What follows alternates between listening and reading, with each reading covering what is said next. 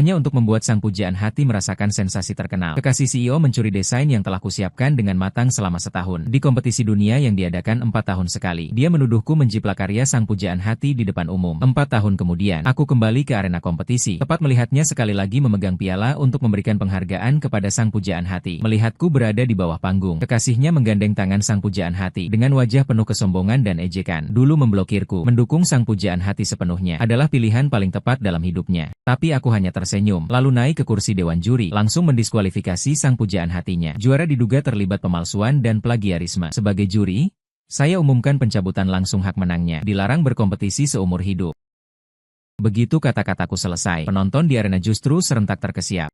Juara Ito Cheng ternyata diduga melakukan plagiarisme. Melihat keributan yang terus terjadi di seluruh arena, mantan kekasih Liu Ruyan awalnya terkejut, lalu sudut bibirnya melengkung membentuk senyuman meremehkan. Ji Boda, kau yang sudah lama diblokir, bagaimana mungkin tiba-tiba berubah menjadi juri? Bahkan jika kau ingin menarik perhatianku, tidak seharusnya menggunakan kebohongan yang begitu rendah. Dia menggandeng tangan Ito Cheng erat-erat, matanya dipenuhi penghinaan yang tak tersembunyi. Jika kau benar-benar ingin merebutku kembali, harusnya kau membuktikan diri dengan kemampuan di depan Ito Cheng, bukan di sini seperti badut yang berpura-pura jadi juri menyebarkan rumor.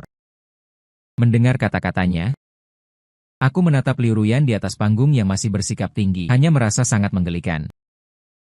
Dulu memang aku sangat mencintai wanita ini, memberikan segalanya untuknya, bahkan rela melepaskan karir desainku. Namun akhirnya yang kudapatkan adalah pengkhianatan kejinya dan pemblokiran di seluruh industri. Aku menghabiskan waktu 4 tahun, mengandalkan bakat desain dan kepekaan bisnisku.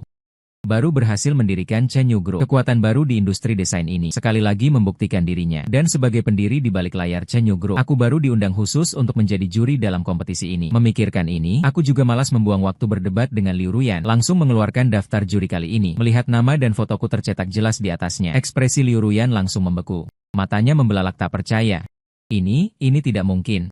Kau benar-benar diundang menjadi juri untuk kompetisi besar ini. Melihat ini, aku mengabaikan Liu Ruyan dan langsung menatap Ito Makoto di atas panggung. Ito Makoto, karyamu melanggar aturan. Apakah kau turun sendiri, atau kusuruh orang melemparkanmu turun? Wajah Ito Makiko langsung pucat pasi, tapi dia tidak berani menatapku langsung. Bagaimanapun juga, 4 tahun lalu, dia hanyalah seorang pendatang baru di industri ini, sama sekali tidak terkenal. Adalah Liu Ruyan yang mencuri draft desainku, memberikannya kepadanya, baru membuatnya memenangkan kejuaraan, dan menjadi terkenal seketika. Selama 4 tahun ini, selain memburu ketenaran dengan mengikuti berbagai acara komersial, karya yang layak ditampilkan, tidak ada satupun. Beralasan dia sedang mempertajam pedang selama 4 tahun, bersiap untuk kompetisi dunia kali ini. Sebenarnya, dia hanyalah sebuah tampilan kosong yang tidak berguna. Bahkan karya yang diikutsertakan akhirnya adalah karya yang dibeli dengan mahal secara diam-diam. Melihat situasi memburuk, Liu Ruyan langsung menghalangi Ito Makoto, berteriak keras, Ji Boda, bahkan jika kau benar juri, lalu, apakah popularitasmu sebesar Ito Makoto? Kau bilang dia plagiat, mana buktinya? Katakan, karya siapa yang dia tiru? Dirimu sendiri kotor, melihat semua orang kotor. Kau pikir semua orang sama sepertimu, yang terbiasa menjiplak Liu Ruyan. Setelah kata-kata ini keluar, para penonton di bawah panggung juga ramai membicarakan. Ji Boda, oh, dia itu, bukankah dia diduga plagiat di ajang sebelumnya? Langsung didiskualifikasi dari kompetisi? Ya, dia sendiri yang terbiasa menjiplak. Entah sudah menyuap berapa banyak uang di belakang layar, bahkan bisa menjadi juri, dan malah menuduh orang lain. Kakak laki-laki idolaku adalah Kuroki yang tak terbantahkan kemampuannya. Ini jelas memukul orang yang kaya mendadak. Aku akan protes kepada penyelenggara. Untuk sesaat, para penggemar Itojo di bawah panggung menjadi sangat emosional. Sambil mengayun-ayunkan papan lampu di tangan mereka, meneriakkan nama Itojo dengan lantang. Aku melihat semua ini, tapi hatiku sama sekali tidak bergejolak. Cinta yang dalam, benci yang dangkal. Ketika mereka menyadari bahwa Itojo hanyalah orang yang tampaknya hebat tapi sebenarnya kosong. Entah ekspresi apa yang akan terlihat di wajah mereka nanti. Di samping, melihat para penggemarnya begitu bersemangat, satu persatu seperti disuntik darah. Wajah Itojo juga membaik, bahkan menunjukkan sedikit kesombongan. Ji Beda, jangan kira aku tidak tahu kamu bersusah payah menjadi juri. Bukankah hanya untuk mendekati Ruyan dan membuktikan bahwa dia salah memilih? Tapi kamu dan Ruyan sudah putus 4 tahun yang lalu. Meskipun kamu menghina aku, apakah kamu pikir bisa kembali bersamanya? Dulu Ruyan tidak tahan dengan karakter hina seperti kamu. Itulah sebabnya dia memilih untuk putus denganmu. Dalam hatiku, aku tertawa dingin. Benar-benar orang yang tak tahu malu maka tak terkalahkan. Kemampuan Itojo untuk membalikan fakta. Dengan akting seperti ini, Oscar pun berhutang patung kecil padanya. Di benakku, terlintas gambaran dari 4 tahun yang lalu. Perasaan mual yang tak terkatakan menyergap hatiku. Dulu Liu Ruyan putus denganku. Jelas karena Itojo, si pria teh hijau ini, yang terus-menerus mendesak, menggunakan segala cara licik untuk merusak hubunganku dan Liu Ruyan. Kadang pura-pura tidak sengaja menabrak Liu Ruyan, kadang tanpa sengaja mengungkapkan betapa dia mengagumi bakat desain Liu Ruyan, bahkan membuat kebohongan bahwa aku menghancurkan desainnya yang bahkan tidak pernah ada, membujuk Liu Ruyan untuk mencuri naskah desainku. Karena aksinya yang kecil-kecil ini, masa depanku yang cerah hancur, diberi cap sebagai anjing penjiplak, dihina di seluruh internet, diboikot oleh industri. Translate_text, aku menghabiskan 10 kali usaha. Baru bisa membuktikan diri menjadi juri lomba lewat jalan yang lebih sulit. Aku menarik napas dalam, menatap kota itu, dengan nada dingin, kata-kata, sudah selesai, kalau sudah, turun sendiri, atau aku akan membuat Baoan menjatuhkanmu. Wajah kota itu panik. Jelas tidak menyangka trik menggunakan Liu Ruyan untuk memprovokasiku yang biasanya selalu berhasil, kali ini gagal. Dia memandang Liu Ruyan minta tolong, matanya penuh kepanikan, seperti yang diduga. Liu Ruyan langsung maju melindungi kota itu. Jiboda, tanpa bukti hanya omong kosong. Kalau tidak, ini balas dendam pribadi. Hanya karena 4 tahun lalu aku memutuskanmu. Kau sengaja menyasar kota itu. Bahkan jika kau juri, aku akan berusaha sekuat tenaga melaporkanmu, membuatmu hancur reputasinya. Setelah kata-kata ini keluar, penonton sekitar mempertanyakan keadilanku sebagai juri. Bahkan ada yang berteriak mencabut kualifikasiku sebagai juri. Aku melihat Liu Ruyan yang berpura-pura itu, hanya merasa sangat lucu. Balas dendam pribadi. Padahal dialah dalang semuanya, masih berani berlagak di sini. Memikirkan ini, aku mendecakkan dingin. Langsung mengeluarkan ponsel dari saku, mengeluarkan beberapa screenshot dan memproyeksikannya ke layar besar. Tentu ada buktinya. Karena yang menjual karya kepada kalian adalah aku. Selanjutnya, layar besar jelas menampilkan catatan chatku dengan kota itu, serta bukti pembayaran kota itu untuk draft desain. Dalam catatan chat, kota itu memohon dengan merendahkan diri, memintaku mendesain karya lombanya. Bahkan tidak segan merayuku dengan harga tinggi. Sedangkan catatan transfer jelas menunjukkan pembayaran besar dari kota itu kepadaku. Wajah Liu Ruyan dan Itojo berubah pucat pasi seketika, seperti 2 lembar kertas yang telah kehilangan semua warnanya. Mereka sama sekali tidak menyangka aku ternyata menyimpan sepasang ini. Melihat ekspresi ketakutan mereka, di hati tidak ada sedikit pun perasaan senang, hanya kesedihan yang tak berujung. 4 tahun ini, aku hidup dalam bayangan pengkhianatan mereka, hari demi hari menderita siksaan. Sementara mereka menginjak-injak mimpiku, menikmati kemuliaan yang seharusnya menjadi milikku. Hari ini akhirnya aku bisa mengambil kembali semua ini. Dan penonton di dalam arena setelah melihat buktinya, langung gempar. Ternyata karya Itojo adalah hasil jiplakan. Sudah 4 tahun, kita semua tertipu. Jadi selama ini menganggapnya sebagai dewa, sungguh buta. Teriakan kemarahan sambung menyambung. Mantan penggemar Itojo sekarang ingin sekali mencabik-cabik dagingnya. Bintang baru yang gemilang selama 4 tahun, ternyata benar-benar membeli karya orang. Aku justru tidak terkejut, mengingat kembali prestasi gemilang Itojo selama 4 tahun ini. Sejujurnya, dia hanya bantal sulam. Selain wajah tampan, tampak bagus tapi tidak berguna. Meskipun Liu Ruyan menghabiskan 4 tahun, dibina dengan hati-hati, tapi tanpa bakat, dan tidak pernah berusaha, menyebabkan dia tetap saja tidak berkembang. Hingga 1 minggu sebelum kompetisi, dia masih berkeliling dunia dengan Liu Ruyan, beralasan mengumpulkan inspirasi. Sebenarnya hanya bermalas-malasan. Aku baru bisa merencanakan segalanya lebih awal. Meskipun jalan menjadi desainer telah tertutup selama 4 tahun ini, tapi pemahamanku tentang industri dan bakat masih ada. Langsung mendirikan perusahaanku sendiri, mundur ke belakang layar, memanfaatkan pemahaman dan pengalamanku, membina sekelompok orang yang tidak kalah dariku. Ketika nama para newcomer menjadi besar, Itojo pun secara alami datang, ingin mengakuisisi karya atas namaku. Untuk menghadapi kompetisi ini, aku akhirnya mengganti identitas samaran, menyediakan desain, hanya untuk mengungkap topeng kemunafikan Liu Ruyan dan Itojo secara tuntas. Ini semuanya akhirnya terungkap jelas. Tak lama kemudian, panitia juga menilai dan membatalkan kelayakan Itojo untuk memenangkan hadiah, dan dendam seumur hidup dalam kompetensi telah terbalaskan. Perasaanku sedang baik dan berencana makan enak. Tapi tepat saat meninggalkan arena, di sudut aku bertemu Liu Ruyan. Dia menyilangkan tangan dengan wajah angkuh. Jiboda, kamu berhasil menarik perhatianku. Aku mengakui usahamu selama 4 tahun ini. Nada bicaranya bernuansa memberi sedekah. Aku hampir tertawa terbahak-bahak. Wanita ini benar-benar menganggap dirinya penting. Dia berhenti sejenak mengajukan permintaannya, tapi perusahaan pada dasarnya adalah hasil jerih payah kami berdua. Itojo memiliki banyak endorsement internasional. Tidak boleh ada berita negatif sama sekali. Kamu bawa naskah desain asli karya itu untuk membuktikan Itojo adalah pencipta aslinya. Akui bahwa rekaman sebelumnya hanya hasil edit foto. Dengan begitu dia bisa terus menghasilkan uang untuk kami. Kita berdamai bagaimana? Aku melihat penampilannya yang angkuh, dalam hati tak bisa tidak mencemooh. Tampaknya dia belum tahu. Selama tahun-tahun ini, aku sudah sukses berwirausaha, nilai kekayaan miliaran, sudah tidak tertarik lagi dengan janji manisnya. Tidak mungkin, langsung kutolak. Tepat ketika kukira Liu Ruyan akan marah dan memaki, dia tiba-tiba duduk di sampingku, mengusap rambutnya, menatapku langsung. Bagaimana jika aku setuju menikahimu? Nada bicaranya ringan, seolah memberi anugerah yang sangat besar. Dan saat aku mendengar kata pernikahan ini, tak bisa tidak tertawa.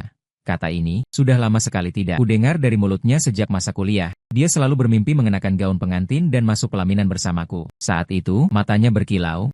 Dan aku juga pernah dengan tulus membalas harapannya akan masa depan.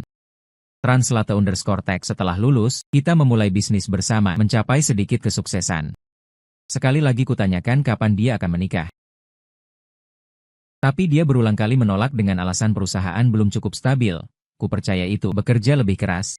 Hanya agar perusahaan bisa segera go public dan lebih memperhatikan perasaannya yang samar. Dia bilang ingin makan mochi matcha asli. Aku bisa terbang semalam menempuh ribuan kilometer hanya untuk memuaskan perutnya. Bahkan ketika dia sebelumnya mendirikan perusahaan, mengeksploitasiku sepenuhnya, biaya desain 1 juta, hanya memberiku 6.000 untuk bayar sewa. Sisanya disimpannya sendiri. Dengan dalih mempertimbangkan masa depan kita, ingin menabung untuk beli rumah, menikah. Aku pun menerima semuanya. Saat itu kupikir tidak masalah uang ada di siapa, asalkan 2 orang saling mencinta. Itu sudah cukup. Tapi sampai White Moonlight-nya di Tokyo, karena keluarganya bangkrut, terpaksa pulang ke negara untuk hindari utang. Kemunculannya langsung menghancurkan hayalan konyolku. Dan untuk Tokyo, sebagai pendatang baru berbakat, aku tidak hanya dikalahkan sepenuhnya dalam kompetisi, tapi juga menanggung banyak utang wan prestasi. Demi menghindari dampak pada perusahaan, dia langsung memutuskan dan menendangku keluar. Tidak ada satu perusahaan pun yang mau menerimaku, dan uang yang kudapat selama bertahun-tahun ini tentu saja menjadi dana untuknya memanjakan dan saat itulah, aku baru menyadari betapa rapuhnya cinta yang disebut-sebut itu. Melihatku diam, Liu Ruyan aktif menggenggam tanganku, lalu menyodorkan sebuah perjanjian padaku. Jiboda, selama bertahun-tahun ini aku juga banyak berpikir. Semakin jauh berjalan, aku baru sadar semakin sedikit orang yang dikenal. Mungkin sebelumnya ada banyak kesalahpahaman antara kita, tapi sekarang aku hanya ingin sebuah kestabilan. Dia menggenggam tanganku erat, menghela napas dalam-dalam. Asalkan kau mau kembali ke perusahaan. Wajah Liu Ruyan menunjukkan kelembutan yang belum pernah kulihat sebelumnya. Bukankah minggu depan ulang tahunmu? Tiba-tiba dia melepaskan tanganku, mengeluarkan kotak berpita indah dari tasnya. Aku ingat kau paling suka ini. Mari kita kembali seperti dulu. Dia menyodorkan kotak itu padaku, matanya dipenuhi harapan. Di dalamnya berisi jam tangan edisi terbatas. Dulu pernah kubicarakan betapa ku suka jam ini. Tapi saat itu perusahaan sedang kesulitan keuangan. Dia menolak permintaanku dengan berbagai alasan. Sekarang untuk menyelamatkan karir Itojo, dia malah memberikannya sebagai hadiah untukku. Yang lebih ironis, ulang tahunku sudah lewat bulan lalu. Wanita ini bahkan salah mengingat ulang tahunku. Berani-beraninya dia memainkan sandiwara cinta ini, sungguh konyol. Tapi meski begitu, aku tetap menyunggingkan senyum pura-pura tersentuh. Baiklah, Ruyan, aku sudah menunggu kata-katamu lama sekali. Mata Liu Ruyan langsung berbinar. Bagaikan bintang berkelap-kelip di langit malam. Dia memelukku dengan gembira, lalu mencium pipiku dengan keras. Nah begitu? Aku tahu kau masih mencintaiku. Dia tersenyum seperti anak kecil. Sudut mata dan alisnya dipenuhi sukacita. Kalau begitu kita sepakat, minggu depan kau serahkan karyamu, lalu kita bertunangan. Usai bicara, dia pun bersenandung kecil dan pergi dengan langkah ringan. Kutatap punggungnya yang menjauh. Kuseka air liur di pipiku, dengan tatapan dingin. Minggu depan adalah hari kiamatmu. Liu Ruyan beberapa hari berikutnya. Liu Ruyan seperti menjadi orang yang berbeda. Dia hampir setiap hari mengajakku keluar, berkencan denganku, nonton film dan main ke taman hiburan seolah ingin menebus masa lalu yang hilang. Bahkan dia juga memasakkan iga asam manis kesukaanku. Bahkan Itojo juga menghilang secara ajaib. Tak ada jejak. Tapi aku tahu. Translate_text. Ini hanyalah ketenangan sebelum badai. Aku dan Liu Ruyan sudah tidak bisa kembali seperti dulu. Atas perhatiannya yang berlebihan, aku terima semuanya tanpa penolakan. Tapi hatiku sama sekali tidak bergejolak. Aku bermain sandiwara bersamanya, hanya untuk membuatnya lengah. Di hari terakhir Liu Ruyan khusus mengingatkan untuk datang lebih awal besok. Lagi pula setelah pernikahan akan banyak yang datang. Tidak akan bisa ditangani semua. Aku melihat undangan yang dikirim ke wartawan untuk seluruh acara di tanganku. Hatiku tak bisa menahan. Ya. Besok pasti banyak orangnya. Keesokan harinya, aku mengenakan setelan jas, membawa karyaku untuk memenuhi janji. Tapi baru saja masuk pintu, punggungku terkena pukulan tumpul. Mataku menjadi gelap. Jatuh tersungkur ke tanah. Saat aku membuka mataku lagi, Itoshiro sedang menatapku dari atas, meludah ke arahku. Memang mempelai pria sudah datang ya? Kamu tidak benar-benar mengira Ruyan akan suka padamu kan? Dulu di kompetisi sebagai juri sok jagoan, saat menuduhku bukan sangat hebat? Sekarang merintih ya, aku tidak bicara sepatah kata pun, memalingkan kepala melihat Liu Ruyan. Liu Ruyan berdiri di samping. Wajahnya dengan senyuman dingin. Jiboda. Kamu tidak benar-benar mengira aku mencintaimu, ingin menikah denganmu kan? Kalau bukan karena masih butuh draft desain asli di tanganmu untuk membuktikan Itoshiro, kamu pikir aku akan bermain sandiwara denganmu selama ini? Sekarang draft desainmu semua sudah di tangan Itoshiro, bahkan jika dia sebelumnya semua plagiat. Terus, mulai sekarang dan seterusnya, dia akan menjadi yang sebenarnya. Jiboda, kamu ingat? Hanya yang kubimbing yang merupakan sejati. Aku tidak mengizinkan siapapun mengancam posisi Itoshiro. Setelah berkata demikian, tapi aku sama sekali tidak panik. Hanya dengan santai melihat waktu di jam tangan batu. Melihatku begitu tenang, Liu Ruyan mengerutkan kening sampai mati di ambang pintu. Apalagi yang dilihat perempuan ini. Apakah melihat kapan dirinya akan berangkat? Aku justru menunjukkan ekspresi bermakna. Tentu saja melihat waktu keberangkatan kita. Bagaimana bisa hari baik seperti ini tidak dicatat? Aku sengaja menekankan dua kata, waktu keberangkatan. Mencarik sudut mulut, menunjukkan senyuman dingin. Saat berikutnya, pintu besar dibanting keras dari luar. Dentuman keras menggetarkan debu di dalam ruangan berhamburan. Sebelum Liu Ruyan bereaksi, banyak lampu sorot yang menyilaukan langsung menerangi seluruh ruangan. Menyilaukan sampai orang tidak bisa membuka mata. Kemudian, sekelompok wartawan membawa kamera panjang dan pendek berduyun-duyun masuk, memotret semua yang ada di dalam ruangan dengan jelas. Untuk sementara, banyak mikrofon seperti binatang buas yang kelaparan, berebutan mengulur ke depan Liu Ruyan dan Itoshiro. Wajah Liu Ruyan langsung pucat, seperti baru saja ditampar keras. Semua yang direncanakannya dengan matang, pada saat ini benar-benar runtuh. Itoshiro juga panik. Secara refleks melepaskan tanganku, buru-buru mundur beberapa langkah. Ekspresi di wajahnya berubah dari arogan tadi menjadi panik. Ini hanya kesalahpahaman. Kami hanya sedang melakukan pertukaran teknologi. Itoshiro menjelaskan dengan gagap. Tapi suaranya gemetar, jelas tidak punya keyakinan. Liu Ruyan juga tersenyum canggung, mencoba menyelamatkan situasi. Ya, semuanya bubarlah. Ini hanya kesalahpahaman saja. Dia berpura-pura tenang, tapi tidak bisa menyembunyikan kepanikan di matanya. Aku mendecakkan dingin, mengeluarkan sebuah perekam dari saku. Perekam ini sengaja kusiapkan. Di dalamnya jelas merekam percakapan Liu Ruyan dan Itoshiro tadi. Setiap kata bagaikan bom. Cukup untuk menghancurkan mereka hingga berkeping-keping. Di hadapan banyak wartawan, aku langsung menekan tombol putar. Liu Ruyan dan Ito Makoto mengkhianati setelah digunakan. Ditusuk dari belakang. Konspirasiku terbongkar sepenuhnya pada saat ini. Semua wartawan bagaikan hiu yang mencium bau darah. Bergegas mengerumuni dengan penuh semangat. Bolehkah saya tanya? Nona Liu, mengapa Anda meninggalkan dan menusuk dari belakang Tuan Yi? Bolehkah saya tanya? Tuan Yi, apakah benar ada hubungan tidak senonoh antara Anda dan Nona Liu? Nona Liu mengenai masalah menjiplak dan mencemarkan nama baik juara sebelumnya. Bagaimana pendapat Anda? Pertanyaan yang membabi buta dan lampu kilat mengepung Liu Ruyan dan Ito Makoto dari semua sisi. Mereka tidak bisa membela diri, dalam keadaan sangat memalukan. Aku melihat keadaan panik mereka, tidak bisa menahan diri untuk tersenyum dingin. 4 tahun yang lalu, aku berdiri di tempat kompetisi. Bukankah juga seperti ini? Saat itu hampir semua orang di bawah panggung mencaci maki. Beberapa yang terlalu bersemangat bahkan langsung melemparkan kaleng minuman ke arku, hingga kepalaku terluka dan berdarah. Bahkan para penggemar yang mendukung dan mempercayaiku juga berbalik mendukung. Tidak kenal lelah mengorek sejarah kelamku, menuangkan semua kemarahan pada diriku. Tapi tidak peduli bagaimana aku menjelaskan, yang didapat hanyalah pertanyaan yang lebih marah. Apa yang dialami Liu Ruyan dan Ito Makoto sekarang hanya balasan yang pantas mereka terima. Ini baru permulaan. Selanjutnya, aku akan membalas semua yang kualami selama 4 tahun ini dengan lengkap. Memikirkan ini, aku tersenyum ringan, langsung meninggalkan tempat yang penuh masalah ini. Dibandingkan menonton drama, masih ada hal lebih penting yang harus kulakukan. Dan setelah 1 hari, opini publik berkembang pesat. Nama Liu Ruyan dan Ito Makoto seperti 2 serangga busuk, menempel erat di trending topik. Peringkat pertama Liu Ruyan Ito Makoto dikeroyok dan dikhianati. Desainer jenius Jiboda dikhianati. Lawan plagiat.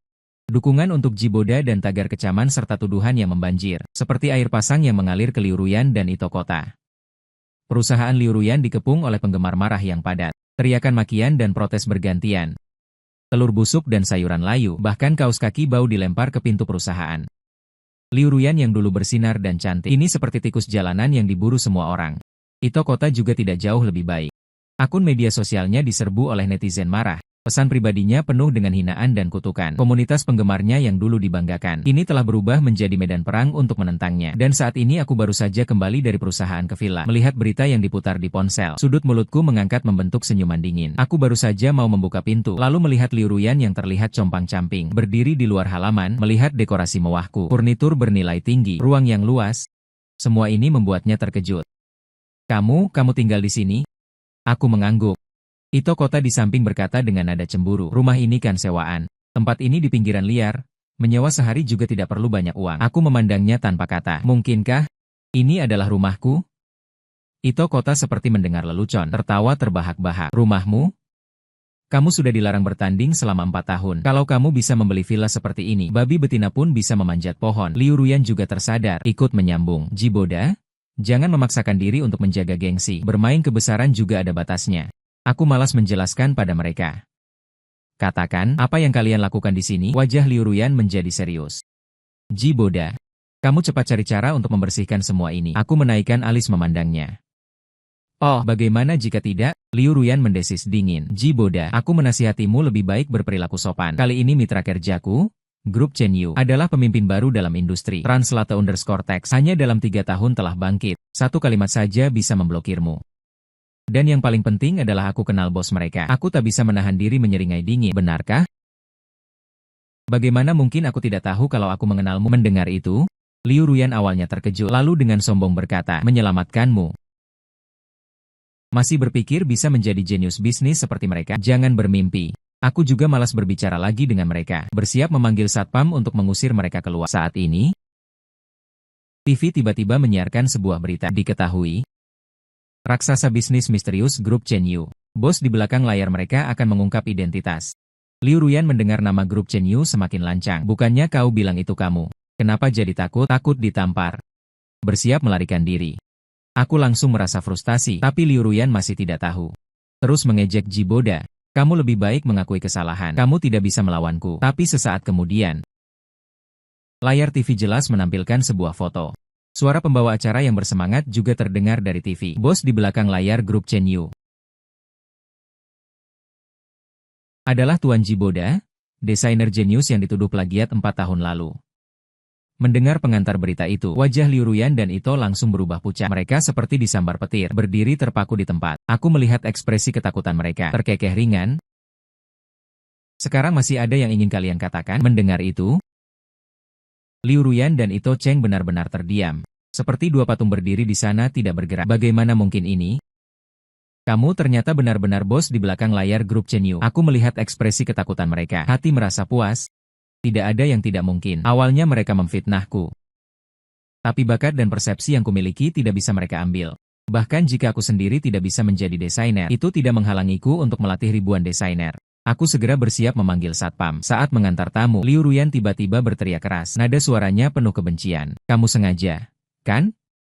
Sengaja ingin melihat kami jadi bahan tertawaan. Melihat ini, hatiku tak bisa menahan diri untuk mencemooh. Perubahan ekspresi wanita ini lebih cepat dari membalik halaman buku. Tapi Liu Ruyan tidak peduli dengan semua ini. Mulai meratap mencoba memanipulasi secara moral. Kamu hanya mengandalkan kekuatan untuk menindas. Kamu berubah jahat setelah punya uang. Tidak mengakuiku lagi. Dulu kita pernah melalui masa-masa sulit bersama. Saat memulai usaha, kebaikanku padamu apakah semuanya sudah kamu lupakan? Menanggapi ini, hatiku sama sekali tidak terguncang. Bahkan sedikit ingin tertawa. Dia baik padaku? Sejak studioku sedikit sukses, Liu Ruyan menjadi jauh lebih perhitungan. Tidak hanya terus membandingkan dan bersikap sinis, dia juga memerasku habis-habisan. Seolah ingin aku bekerja di studio 24 jam sehari. Aku ingat dengan jelas, suatu kali aku lembur terus-menerus selama 3 hari 3 malam. Hanya untuk menyelesaikan sebuah telur yang dia pinjam. Saat itu aku hampir pingsan karena kelelahan. Tapi dia bahkan tidak mengucapkan satu kata pun perhatian. Hanya mendesakku untuk cepat selesai. Mendengar aku menyebutkan kembali masa lalu ini, Liu Ruyan masih bersikap biasa saja. Nada suaranya semakin merasa benar. Aku melakukan semua ini untuk membuatmu bisa maju. Kalau tidak bagaimana kamu bisa punya pencapaian seperti sekarang? Tidak kusangka kamu adalah orang yang tidak tahu balas budi. Memperlakukanku seperti ini. Mendengar ini, aku langsung kehilangan kata-kata. Kemampuannya membalik fakta benar-benar sangat ahli. Dengan dinginku berkata, aku tidak pernah menyangkal identitasku. Kamulah yang meremehkan orang. Tidak percaya? Kan? Sesaat kemudian, Liu Ruyan seolah menyadari manipulasi moral tidak berguna bagiku. Translate_text dengan mata berputar. Dia berganti strategi lagi, matanya memerah. Dengan sedikit kekesalan dan harapan. Sudah menatapku selama 4 tahun. Apa kau benar-benar tidak punya sesuatu untuk ucapkan padaku? 2 kata, 4 tahun, itu seperti jarum yang menusuk hatiku. 4 tahun ini, berapa banyak rasa sakit dan siksaan yang kualami, hanya aku sendiri yang tahu. Dan semua ini berkat dia. Aku menatapnya, dengan nada dingin. Ucapanmu mengingatkanku. Kebetulan kau di sini, kerjasama antara kamu dan perusahaanku, mulai sekarang dibatalkan. Wajah Liu Ruyan langsung berubah pucat. Dia mungkin tidak menyangka aku akan sekejam ini. Dia berteriak, Jiboda. Kau tidak bisa begitu. Aku malas menatapnya lagi. Berbalik dan berjalan menuju villa. Satpam usir mereka keluar. Wajah Liu Ruyan pucat pasi. Seperti kertas yang keriput terendam air. Dia mungkin tidak pernah bermimpi Jiboda yang dulu di matanya tidak berguna, kini berubah wujud menjadi eksistensi yang tidak bisa dia gapai. Aku malas berbicara lagi dengannya, berbalik dan pergi. Jiboda, tunggu. Suara tajam Liu Ruyan membelah udara, membawa keputusasaan. Aku berhenti melangkah, tapi tidak menengok. Aku bisa merasakan napasnya yang tersengal serta suara plok. Aku menengok dan melihat Liu Ruyan ternyata berlutut di tanah, berlinang air mata, sombong seperti dia. Saat ini merendah seperti debu. Jiboda, aku salah. Aku mohon kau maafkan aku, mohon. Dia memohon tanpa susunan kata. Kesombongan masa lalunya lenyap tak berbekas. Aku menatapnya dari atas, hati tanpa sedikit pun belas kasihan. Hanya cemoohan tak berujung. Liu Ruyan, kamu kan CEO wanita yang tinggi di atas. Aku tidak bisa menjangkaumu, kan? Presiden Liu. Aku sengaja menekankan dua kata, Presiden Liu. Setiap suku kata seperti belati yang menusuk harga dirinya yang rapuh. Aku cuma pekerja rendahan, tidak boleh mengotori matamu. Aku terus berbicara, nada suaraku penuh sindiran. Wajah Liu Ruyan merah dan pucat silih berganti. Dia menggigit bibirnya, berusaha memaksakan senyum. Jiboda, sebelumnya semua hanya bercanda. Masa kamu masih bisa serius? Aku hanya menaikkan alis, terkecil ringan. Oh, bercanda? Kalau begitu aku juga akan bercanda denganmu. Kedepannya, aku blacklist kamu juga. Bagaimana? Wajah Liu Ruyan langsung menjadi pucat pasi. Bibirnya bergetar, tapi tidak bisa mengucapkan sepatah kata pun. Dia tahu aku sepenuhnya mampu melakukannya. Ito Hiroshi yang di samping akhirnya tidak tahan. Wajahnya pucat kemarahan, menunjuk dan berteriak, Jiboda, kamu menyalahgunakan kekuasaan dan menindas orang. Kamu tidak takut aku akan membongkar identitasmu? Kamu tidak takut hancur reputasimu? Aku tersenyum dengan meremehkan. Bukannya kalian yang menyalahgunakan kekuasaan dan menindas orang lebih dulu? 4 tahun lalu, bagaimana kalian bekerja sama menghancurkanku? Lupa? Ito Hiroshi masih ingin mengatakan sesuatu, tapi ditampar dengan keras oleh Liu Ruyan. Suara tamparan yang nyaring bergema di ruang villa yang luas. Ito Hiroshi, kita putus? Suara Liu Ruyan dingin, tanpa sedikit pun perasaan. Ito Hiroshi terpaku, melihat Liu Ruyan dengan tidak percaya, seperti tidak mengenalinya. Apa katamu? Mata Ito Hiroshi membelalak seperti lonceng tembaga, bola matanya hampir keluar. Dia menunjuk Liu Ruyan, jari-jari bergetar, lama tak bisa bicara. Kamu? Demi dia? Kamu mau putus denganku? Suara Ito Jo terdengar parau, penuh dengan ketidakpercayaan. Sudut mulutku naik ke atas. Ada pertunjukan bagus nih. Liu Ruyan mendorong Ito Jo dengan kuat, seperti membuang sesuatu yang kotor.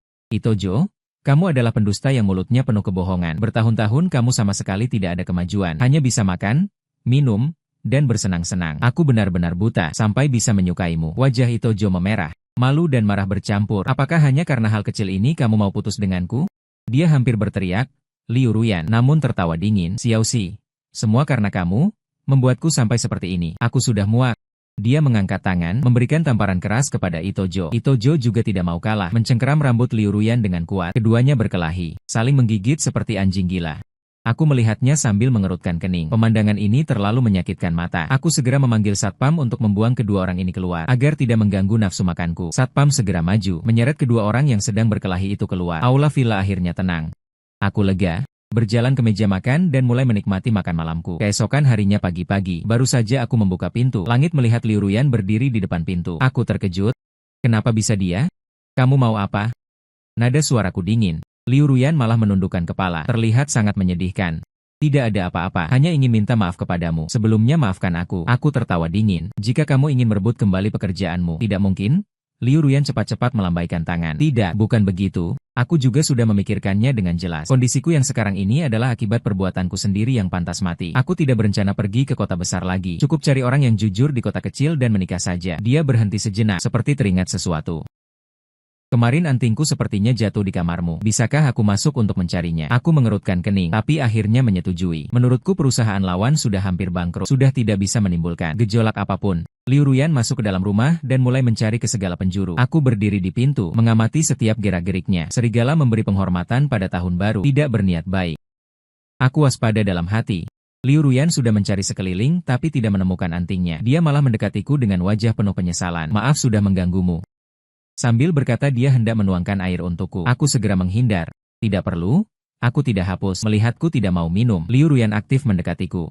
Jiboda, sebagai perempuan, hidup itu tidak mudah. Karena itulah aku mengambil langkah ekstrim. Perasaan kita selama bertahun-tahun sebelumnya. Aku ingin memulai kembali denganmu. Suaranya lembut dan memikat. Dengan sedikit permohonan, hatiku merasa jijik. Liu Ruyan, Jangan berpura-pura lagi. Hubungan kita sudah berakhir sejak lama. Aku menolaknya tanpa ragu dan mengusirnya dari rumah. Kupikir hal ini sudah selesai. Tapi malamnya asisten perusahaan tiba-tiba meneleponku, menyuruhku melihat trending topik. Kulihat sebentar, langsung terdiam di tempat. Ketua grup Jinghao Chenyu diduga melakukan pelecehan terhadap bawahan. Skandal plagiarisme grup Jinghao Chenyu. Bagaimana seharusnya perempuan menghadapi ancaman di tempat kerja? Jinghao sampai saat ini. Translate_text. Akhirnya aku mengerti mengapa Liu Ruyan hari ini begitu aneh tanpa alasan. Rupanya di sini dia telah menjebakku. Yang paling panas di internet sekarang adalah video Liu Ruyan datang ke rumahku untuk meminta maaf. Dari awal sampai akhir tidak ada suara sama sekali. Tapi gambar telah disunting, dipasangkan dengan Liu Ruyan. Air mata yang penuh rasa dan narasi yang provokatif. Aku tiba-tiba berubah wujud menjadi seorang bajingan berkedok manusia yang memanfaatkan kekuasaan. Menyalahgunakan kekuasaan untuk mengintimidasi. Memaksa Liu Ruyan untuk melakukan kontak fisik dengannya. Yang mengejutkanku. Liu Ruyan bahkan mengunggah rekaman suara di akun pribadinya. Setelah dipotong bagian awal dan akhirnya, tepatnya adalah rekaman segmen di mana aku berkata akan memecat Liu Ruyan dan memblacklist dia di seluruh industri. Secara instan, opini di internet benar-benar condong ke satu sisi. Berbagai suara menerjang akun pribadiku. Kayak saja hebat ya. Orang berbuat, langit melihat. Kau tunggu saja, aku marah sekali. Kapan wanita bisa bangkit? Sebelumnya benar-benar salah lihat. Tidak menyangka kau adalah sesuatu yang bahkan anjing dan babi. Lapor? Harus dilaporkan. Bukan suka menyalahgunakan kekuasaan untuk mengintimidasi, buat perusahaannya benar-benar hancur. Di bawah sanksi netizen, harga saham grup Chenyu terus merosot. Bahkan dewan direksi perusahaan pun banyak investor yang meneleponku, meminta pertanggungjawaban, menyuruhku segera meminta maaf secara publik, berusaha mengurangi dampak negatif terhadap perusahaan. Aku tiba-tiba merasa pusing. Memfitnah seperti ini mustahil bisa dijelaskan dalam waktu singkat. Bahkan jika melalui proses hukum, pengumpulan berbagai bahan dan bukti juga cukup merepotkan. Aku tidak bisa tidak menghela napas panjang. Baru saja membuka siaran langsung di akun pribadi, berencana untuk merespon secara langsung sebentar. Tiba-tiba di luar pintu terdengar ketukan yang mendesak, seperti yang diduga. Tepatnya Liu Ruyan dan Ito Shiryo. Bukankah ini si Yoji dari grup Chenyu kita? Mengapa wajahmu muram? Melihat Liu Ruyan yang bersikap sombong, aku tak sengaja mengepal erat tanganku, mengatupkan gigi dan berkata, Liu Ruyan, kau sengaja menjebakku, benarkah? Mendengar itu, Liu Ruyan malah dengan wajah acuh tak acuh mengangkat bahu, berkata dengan penuh kesombongan, jebakan lagi? Terus kenapa? Siapa suruh kau begitu naif? Dibohongi juga sudah sepantasnya. Melihatku diam, Ito kota di samping juga tidak tinggal diam, langsung mengeluarkan sebuah perjanjian dan melemparkannya di hadapanku. Jiboda. Sekarang bagaimana kata netizen? Kau juga sudah lihat, kalau mau menyelesaikannya juga sederhana. Pertama berikan kami 1.000 juta, lalu bagi separuh sahamnya untuk kami. Kalau tidak, kau akan kami hancurkan. Hidupmu tidak akan tenang selamanya. Alisku tak sengaja berkerut. Aku bertanya, kalau aku tidak memberi, bagaimana? Liu Ruyan malah mendecakkan dingin, langsung membuka galeri foto di ponselnya. Tepat video saat Liu Ruyan datang ke rumahku minta maaf hari itu. Selain itu, ada juga banyak gambar wajah yang dipalsukan. Kalau kau tidak memberi, aku akan menyebarkan semua ini ke internet. Nanti lihat saja, netizen akan percaya mulutmu atau buktiku. Melihat bukti-bukti ini, aku tak sengaja tertawa dingin. Kalau begitu, kau akui videomu yang merekam. Mendengar itu, Liu Ruyan malah mendecakkan dingin, dengan penuh kesombongan mengambil ponsel dan menggoncangkannya. Lagian, masih mau melawanku. Semua perhitungan kecilmu itu sudah kumainkan sampai habis. Kau sama seperti monyet-monyet di internet itu. Cukup dipotong awal dan akhirnya diedit sedikit sudah bisa dipermainkan. Tapi kulihat Liu Ruyan yang tampak begitu bangga itu, tak sengaja malah tertawa terbahak. Sudah di ujung maut masih tertawa. Cepat transfer uangnya ke rekeningku. Kalau tidak, nanti aku lanjut siaran langsung. Pura-pura menderita. Nanti biar netizen memakimu sampai mati. Lihat bagaimana kau bisa buka perusahaan. Translate_text. Saya melihat kedua orang yang terlihat sangat puas diri itu lalu mengambil ponsel di meja, memamerkan tampilan ponsel kepada mereka, berkata dengan senyuman ringan, membuatmu kecewa. Liu Ruyan, saya sedang siaran langsung. Kapan kamu mulai siaran langsung? Wajah Liu Ruyan pucat pasi, suaranya gemetar, jelas tidak menyangka. Percakapan tadi semuanya telah disiarkan langsung ke internet. Saya hanya tersenyum ringan dan mengangkat tangan. Saya baru saja mau siaran langsung menanggapi hal ini. Kamu sendiri yang nekat masuk. Dan saat ini, seiring dengan percakapan saya dengan Liu Ruyan dan Ito Makoto, seluruh prosesnya, siaran langsung memicu kegemparan besar di internet. Di ruang siaran langsung, banyak netizen yang tadinya masih memaki-maki. Saya tiba-tiba berbalik arah, mengarahkan kemarahan kepada Liu Ruyan. Keduanya langsung diserbu dengan komentar. Aku sudah tahu ada pembalikan situasi. Pasangan brengsek ini jelas-jelas bukan orang baik, suka mempermainkan orang. Iya kan? Hari ini beneran? Harus mengekspos dua orang yang tidak tahu berterima kasih ini. Sebagai orang yang terlibat dalam peristiwa ini, wajah Liu Ruyan berubah pucat. Sekarang masalahnya sudah begitu besar. Sudah tidak ada ruang untuk berbelit lagi. Begitu rumor itu dikonfirmasi, dia tidak hanya akan dicaci maki dan diblokir di seluruh internet. Bahkan sangat mungkin akan langsung ditangkap karena membuat rumor. Menyadari konsekuensinya, Liu Ruyan panik. Buru-buru berusaha merebut ponsel saya. Bukan begitu. Semuanya jangan tertipu, barusan semuanya Jiboda. Dia sengaja mengorek informasi dariku. Dia yang memaksaku, tapi saya hanya menghindar ringan. Lalu menghindari amarah netizen siaran langsung yang merasa dipermainkan. Amarah yang memang tidak tahu harus diluapkan kemana. Tentu tidak akan percaya lagi pada kebohongannya. Berkata-kata kasar silih berganti, masih berpura-pura. Sudah kuduga CEO Ji sukses di usia muda? Butuh orang apa lagi? Tidak ada, mana mungkin dia tertarik padanya. Aku kenal Liu Ruyan ini, aku teman sekelas SMA-nya. Dari kecil dia sering merayu pria, kalian tidak tahu saja. Seketika itu, berbagai aib masa lalu Liu Ruyan langsung dibongkar oleh netizen yang marah. Liu Ruyan langsung limbung, jatuh terduduk di lantai, menutupi wajahnya dan menangis. CEO Jiboda, aku mohon padamu, tolong beri aku kesempatan sekali lagi. Boleh tidak? Aku benar-benar salah, aku tidak berani lagi. Sekarang juga akan kujelaskan di internet. Jangan laporkan aku, ya? Tapi kulihat Liu Ruyan yang terseduh-seduh itu. Hatiku sama sekali tidak tersentuh, bahkan sedikit ingin tertawa. Sekarang menyesal sudah terlambat. Ada apapun nanti, bicaralah dengan pengacaraku. Begitu dengar aku akan memanggil pengacara. Liu Ruyan benar-benar terpana, berjongkok di lantai, menangis terseduh-seduh. Hancur, semuanya hancur. Melihat hidupnya hampir rusak selamanya. Itshir juga kalap, menunjuk hidungku dan memaki. Berkata Jiboda, di hari raya seperti ini, apa sebenarnya yang kau inginkan? Liu Ruyan sudah minta maaf. Tidak bisakah kau memberinya kelonggaran? Ruyan seorang perempuan. Kau ini laki-laki besar. Perlukah segininya? Apakah kau harus memaksanya sampai mati? Baru kau senang? Tapi kulihat Itshir tak kuasa mencibir dingin. Berhenti main ikatan moral di sini. Waktu itu kalian mengedit dengan jahat dan menyebar fitnah di internet. Saat memfitnahku, kenapa tidak berpikir memberiku jalan hidup? Translate_text. Saya akan menyerahkan masalah ini kepada pengacara untuk ditindaklanjuti melalui prosedur hukum. Sedangkan kalian berdua tunggu saja masuk penjara. Setelah berkata demikian, saya hendak menutup pintu, mengusir Liu Wing dan yang lainnya. Tapi yang tidak saya sangka adalah, Itounaru malah menatap saya dengan tajam. Langsung menggeretakkan gigi dan menerobos mas. Sebelum saya sempat bereaksi, dia sudah mengeluarkan pisau Swiss dari celananya. Langsung menusuk ke arah saya. Kamu sudah menghancurkan kami, maka mari kita mati bersama. Baiklah. Melihat Itounaru yang menyerang dengan pisau, pupil mata saya langsung menyempit tajam. Adrenalin mengalir deras. Baru bisa menghindari posisi vital. Meskipun begitu, pundak saya masih terkena goresan pisau. Darah segera mengotori sweater saya. Untungnya saya sudah bayar untuk menyiapkan bodyguard Jinming dan memasang kamera lubang jarum di pintu masuk dengan persiapan matang saya setelah saya terluka.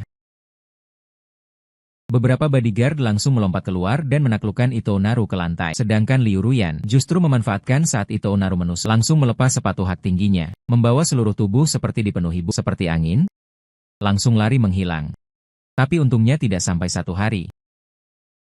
Polisi sudah menangkap kembali Li Mingyan yang bersiap terbang ke luar negeri, sedangkan saya segera dilarikan ke rumah sakit. Untungnya hanya luka ringan, lukanya tidak dalam. Setelah istirahat seminggu, saya akhirnya keluar dari rumah sakit, kembali ke perusahaan. Kebenaran peristiwa ini juga diumumkan ke publik melalui pemberitahuan polisi. Sampai sekarang,